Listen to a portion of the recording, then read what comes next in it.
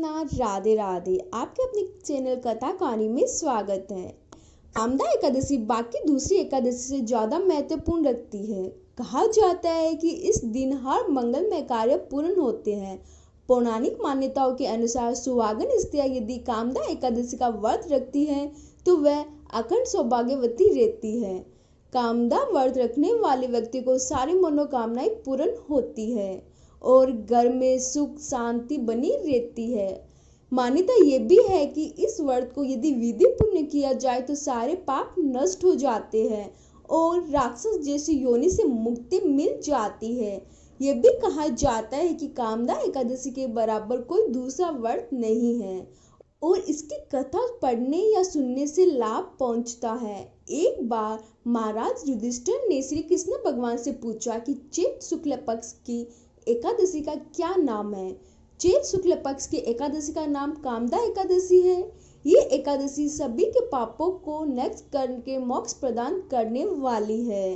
प्राचीन समय में नागलोक में भोगीपुर नामक का एक सुंदर नगर था जहाँ सोने के महल बने हुए थे। उस नगर में महान भयंकर नाग निवास करते थे। पौंडलिक नामक का नाग उन दिनों वहां राज्य करता था। अप्सराएं, गंधर्व और किन्नर सभी उस नगर में निवास करते थे। एक श्रेष्ठ अप्सरा ललिता और पति ललित नाम के गंधर्व के साथ उसी नगर में रहती थी।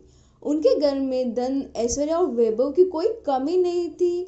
वह दोनों एक दूसरे से प्रेम करते थे। एक दिन ललित राजा पौंडलिक की सभा में नृत्य गान प्रस्तुत कर रहा था, परंतु उसके साथ उसकी प्रिय पत्नी ललिता नहीं थी।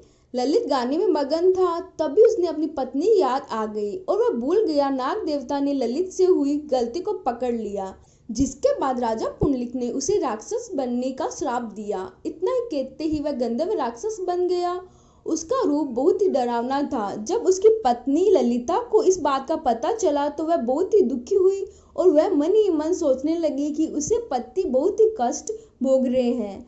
अपने पति के पीछे पीछे जंगल में घूमने लगी। तब भी उसे एक सुंदर आश्रम दिखाई दिया जहाँ एक मुनि बैठे हुए थे। ललिता जल्दी से वहां पर पहुंच गई। तब तक मुनि ने ललिता को कामदा एकादशी व्रत के बारे में बताया। मुनि की बात मानकर ललिता ने उसने आश्रम में कामदा एकादशी व्रत किया और व्रत से मिलने वाले लाभ से अपने पति को ठीक कर दिया। कामदा एकादशी के लाभ से ललित अपने पापों से मुक्त हो गया और पहले ही की तरह सुंदर बन गया।